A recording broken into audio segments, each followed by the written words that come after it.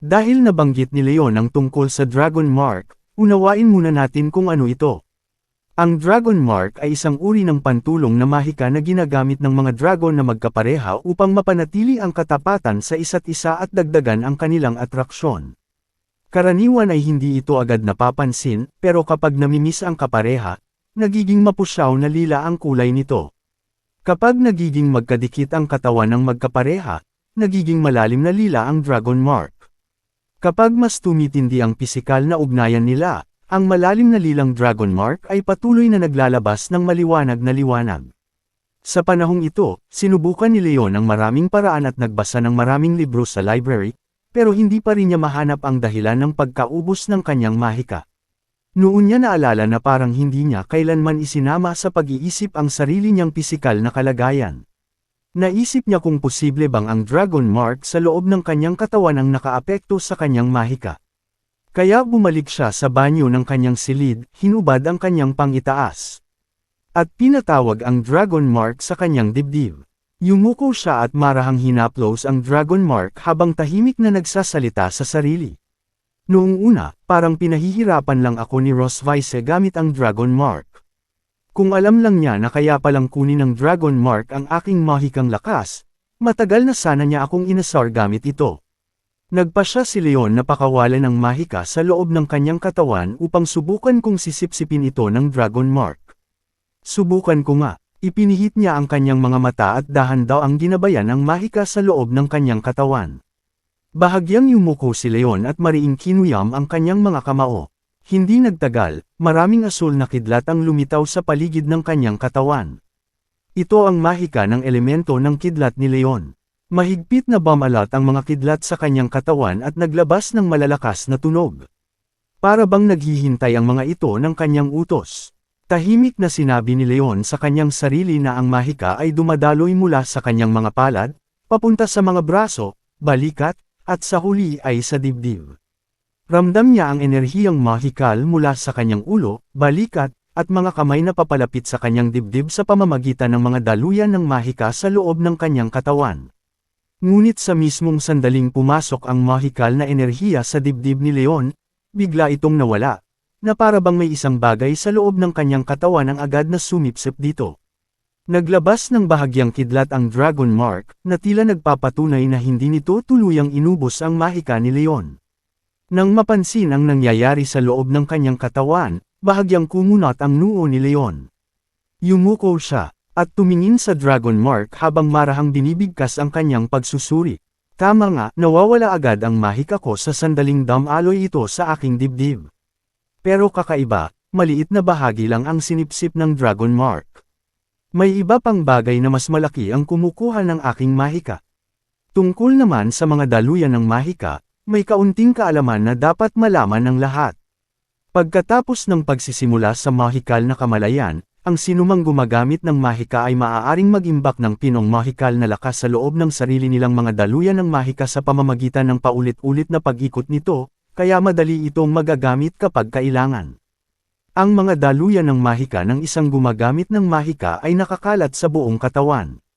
Maaari nilang tawagin ang kanilang mahika mula sa iba't ibang bahagi ng katawan, gaya ng utak, balikat, at dibdib. Marahang hinaplos ni Leon ang kanyang dibdib.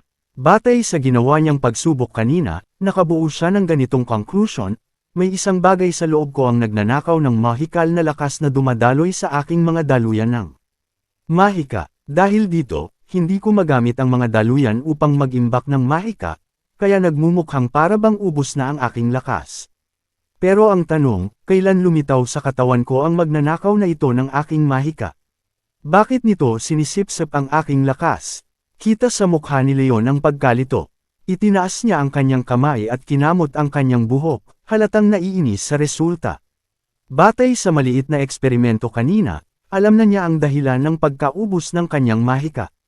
Ngunit kahit anong isipin niya, hindi pa rin niya matukoy kung ano ang lihim na sumisipsip ng karamihan sa kanyang mahika mula sa loob ng kanyang katawan. Humarap si Leon sa salamin. Tiningnan niya ang sarili niya ng seryoso at marahang nagsalita. Sa ngayon, wala naman akong nararamdamang kakaiba sa katawan ko. Ayos lang siguro ako, no? Bigla niyang may naalala. Sa ginawang pagsubok kanina, karamihan sa kanyang mahika ay sinipsip ng kung anong bagay sa loob ng kanyang katawan, pero may maliit na bahagi na napunta sa Dragon Mark. Ang mahikang nasa Dragon Mark ay nananatiling buo at hindi sinisipsip ng anuman sa loob niya. Marahang tinapik ni Leon ang kanang kamay sa kaliwang kamay, na para bang may naunawaan siya. Kung ganoon, dahil hindi nasisipsip ang mahikang nasa Dragon Mark, ibig bang sabihin nito ay pwede akong mag-imbak ng mahika roon? Natuwa si Leon sa kanyang natuklasan. Marahan niyang tinapik ang kanyang dibdib at masayang nagsalita. Kahit mabagal ang pag-iipon ng mahika, mas mabuti na iyon kaysa wala. Basta unti-unti kong ilagay ang mahika sa Dragon Mark, hindi ito tuluyang masasipsip ng misteryosong bagay sa loob ng katawan ko. Masiglang lumabas si Leon ng banyo, iniunat ang kanyang mga braso at katawan. May kumpiyansa niyang sinabi, gawin na natin. Simula ngayon, dahan-dahan na akong mag-iipon ng mahikal na enerhiya. Mula nang matuklasan ni Leon na kayang mag-imbak ng mahika ang Dragon Mark, araw-araw na niyang unti-unting inilalagay doon ang kanyang mahika. Kasabay nito, patuloy pa rin niyang tinuturuan si Muan ng kaalaman tungkol sa mahika at kung paano ito gamitin, gaya ng dati. Pagkaraan ng isang panahon ng pagsisikap, umabot na sa tamang antas ang pagkatuto ni Muan para sa pagsisimula ng mahikal na kamalayan. Sina Leon at Rosvisa ay pumili ng isang magandang araw para sa mahikal na pagsisimula ni Muan. Maliwanag ang sikat ng araw noong araw na iyon. Maagang gumising si Leon. Humikab siya habang palabas ng kanyang silid at naglalakad papunta sa bulwagan sa unang palapag. Ngayon ang araw ng elemental na paggising ni Muan, at bilang ama nito, kailangan niyang naroon mismo upang samahan siya. Nagising din si Rosvisa sa oras na iyon. Binuksan niya ang pinto ng bulwagan at nagkataong nakasalubong si Leon, na kagad lang ding dumating doon. Nang mapansin ni Leon na dumating na rin si Rosvisa sa bulwagan, itinaas niya ang kanyang kamay at kumaway bilang pagbati. Magandang umaga, ang ganda ng panahon ngayon. Nang marinig ni Rosvisa ang boses ni Leon, itinaas niya ang kanyang ulo at nakita niyang mas nauna pala itong dumating kaysa sa kanya. Bahagyang nagulat si Rosvisa nang batiin siya ni Leon. Sanay kasi siya na bihira itong maging magalang sa kanya. Ipinag-krus niya ang kanyang mga braso sa harap ng dibdib at sinulyapan si Leon bago magsalita. Ikaw na mismo ang bumabati ngayon. Mukhang maganda ang pakiramdam mo ah. Ipinihit ni Leon ang kanyang mga mata at nagsalita ng may kumpiyansa. Siyempre, madyay gising na ang parehong elemento ng mahika ko kay Muan. Natural lang na maging maganda ang pakiramdam ko. Pagkatapos nito, sabay na nagtungo sina Leon at Rosvisa sa bulwagan ng auditorium upang samahan si Muan sa seremonya ng mahikal na pagsisimula. Nang marinig ang sinabi ni Leon, nagpahayag ng hindi pagkakasya si Rosvisa. Siguradong ang fire element ang madyay gising kay Muan. Mas malakas ang dugo ng Dragon Clan kaysa sa iniisip mo. Napangiti si Leon sa sinabi ni Rosvisa. Kung ganoon kalakas ang dugo ng Dragon Clan, bakit Thunder Element pa rin ang kay Noah? Sagot ni Rosvisa. Tsamba lang iyon. Nang mapansin ni Leon na ayaw talagang aminin ni Rosvisa na maaaring Thunder Element ang magising kay Muan, mabilis siyang lumapit at nagseryoso ang kanyang mukha. Kapag mamaya ay lumitaw ang simbolo ng Thunder Element sa Magic Circle ng paggising ni Muan, gusto kong makita kung gaano ka pa rin katigas magsalita. Bahagyang kumunat ang noo ni Rosvisa at pasimangot niyang sinabi, maghintay ka na lang at tingnan mo. Sa loob ng auditorium ng Silver Dragon Castle, matagal nang naroon sina Muan at Ana. Abala si Ana sa paghahanda para sa seremonya ng mahikal na pagsisimula ni Muan. Hawak niya ang isang aklat tungkol sa Magic Enlightenment at ayon sa nakasaad dito, iginuhit niya ang isang magic circle sa sahig ng bulwagan. Tahimik na nakatayo si Muan sa tabi ni Ana, hinihintay ang pagsisimula ng seremonya. Paminsan-minsan, naglalabas ng nakakasilaw na liwanag ang napakalaking gintong magic array. Unang beses makita ni Muan ang ganitong uri ng magic formation. Sa sandaling iyon, may narinig si Muan na kaunting ingay mula sa labas ng auditorium. Lumingon siya at may pag-uusisang tumingin sa bandang entrada ng bulwagan. Biglang bumukas ang pinto ng auditorium nang sabay na pumasok sina Leon at Rosvisa. Pagpasok pa lang nila, seryoso na agad ang tingin nila sa isa't isa. Magkadikit ang kanilang mga balikat at tila nagtutulakan pa habang naglalakad. Nagpapatuloy pa rin ang pagtatalo nila kung anong elemento ang Magi gising kay Muan. Galit na sabi ni Rosvisa, siguradong magiging katulad ko si Muan. Hindi rin nagpatalo si Leon at malakas na sumagot. Hindi, magiging katulad ko siya. Nang makita ni Muan na pumasok na sina Leon at Rosvisa, masaya siyang tumakbo palapit sa kanila. Binati niya ang dalawa. Papa, Mama, nang mapansin si Muan, agad na tumigil sa pagtatalo sina Leon at Rosvisa at sabay na tumingin sa kanya ng may ngiti. Itinaas ni Muan ang kanyang mga kamay at marahang kumaway. Puno ng pananabik at saya ang kanyang mga mata. Halatang inaabangan niya ang seremonya ng mahikal na pagsisimula ngayong araw. Tumangala siya kina Leon at Rosvisa at nagsalita. Magi gising na ang likas kong elemento ngayon. Manunood kayo hanggang sa huli, di ba? Bahagyang yumuko si Rosvisa at inabot ang kanyang kamay upang marahang haplasan ang ulo ni Muan. Malumanay ang kanyang tingin habang sinasabi, syempre, nandito lang sina Mama at Papa mula simula hanggang matapos. Dahan-daang lumuhad si Leon sa harap ni Muan.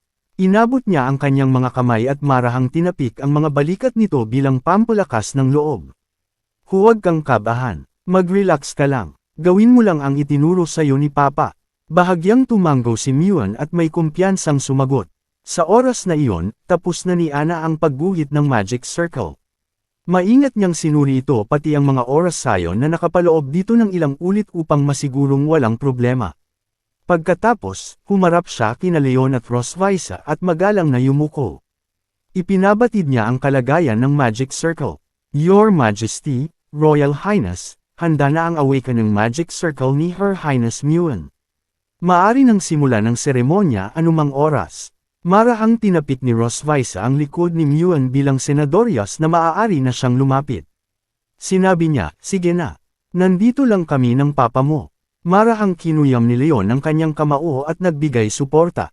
Kaya mo yan. Binuka ni Muan ang kanyang mga braso, nag-ipon ng lakas ng loob, at tumakbo papunta sa Magic Circle habang sumasagot kina Leon at Rosvisa. Mabilis na tumakbo si Muan papunta sa gitna ng Magic Circle. Pagdating doon, naging seryoso ang kanyang mukha. Mariin niyang kinuyam ang kanyang mga kamay at inilagay ang mga ito sa magkabilang gilid ng kanyang katawan bilang paghahanda. Binalot siya ng mahinang gintong liwanag mula sa Magic Circle, na para bang tahimik na naghihintay sa susunod niyang gagawin. Dahan-daang ipinikit ni Muan ang kanyang mga mata. Ayon sa itinuro sa kanya ni Leon, mariin niyang kinuyam ang kanyang mga kamao at bahagyang yumuko, tahimik na pinipiga at iniipon ang mahika sa loob ng kanyang katawan. Hindi nagtagal, tumugon ang Magic Circle sa ilalim ng kanyang mga paa sa kanyang mahika. Mabilis itong umikot at naglabas ng mas matinding gintong liwanag, depende sa dami ng mahikang pinakawalan ni Muan. Ang mga alon ng enerhiya mula sa Magic Circle ay nagpahangin sa kanyang buhok at palda, na para bang ipinapakita na matagumpay ang pag-ipon ng kanyang mahika. Nang makita ang liwanag na nagmumula sa Magic Circle, bahagyang tumaas ang kilay ni Rosvisa sa gulat. Mukhang ngayon lang niya nakita si Muan na matagumpay na nakumpleto ang unang hakbang ng mahikal na pagsisimula. Batay sa mga dati niyang nakita sa paggising ng kapangyarihan ng iba pang Dragon Clan, inakala niyang hindi agad makakapag-ipon ng ganoon karaming mahikal na enerhiya si Muan. Karaniwan, ilang ulit muna ang pagtatangka bago magtagumpay sa unang pag-ipon ng mahika. Hindi ko inakalang magagawa ito ni Muan sa unang subok pa lang. Nang marinig ang sinabi ni Rosvisa, halatang naging proud si Leon. Itinuro niya ang sarili at may kumpiyansang sinabi, syempre, ako ang nagturo sa kanya ng mahika. Habang nagpapatuloy ang pag-ipon ng mahika, unti-unting lumitaw ang ilang apoy mula sa kamao ni Muan at mahigpit na bumalot sa kanyang mga braso. Sa isang iglap, napalibutan ng maraming apoy ang buong katawan ni Muan. Ang banayad ngunit malakas na apoy ay dahan-daang nag-angat sa kanya sa ere.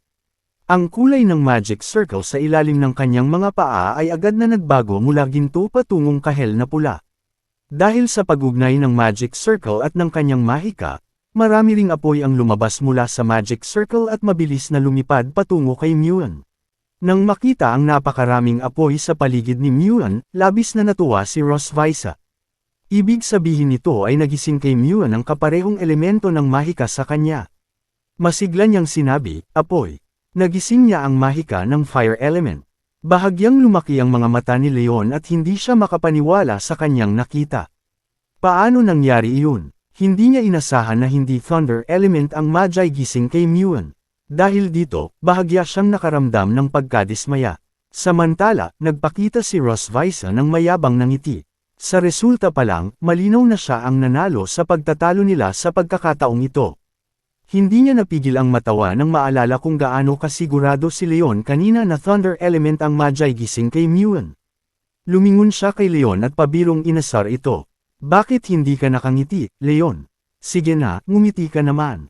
Matagumpay na nagising ang elemento ng anak natin. Hindi ka ba masaya? Alam ko na ang pakiramdam mo. Tutal, madalas ikaw ang panalo. Pati sa panganay, ikaw ang nanalo. Pero wala na, sa pagkakataong ito, ako ang panalo. May halong panunukso ang mukha ni Rosvisa. Alam niyang magulo ang pakiramdam ni Leon ngayon. Inabot niya ang balikat nito at marahang tinapik, kunwari ay inaalo siya sa lungkot na nararamdaman nito. Matagal na kasing ipinagmalaki ni Leon sa kanya na thunder element ang nagising kay Noah.